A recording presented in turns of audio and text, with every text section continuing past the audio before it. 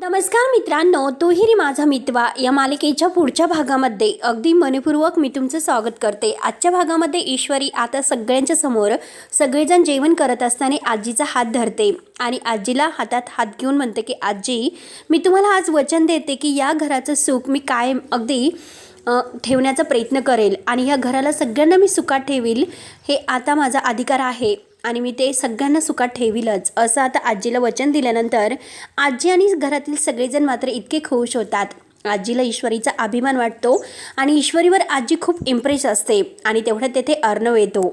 तेव्हा अर्णव लगेच ईश्वरीला टॉन्ट मारतो की खोटं बोलून खोटं वागून सगळ्यांना फसवता येतं, असं काही लोकांना वागता येतं। तेव्हा आता ईश्वरी अर्णवकडे बघत असते आणि अर्णव ईश्वरीकडे।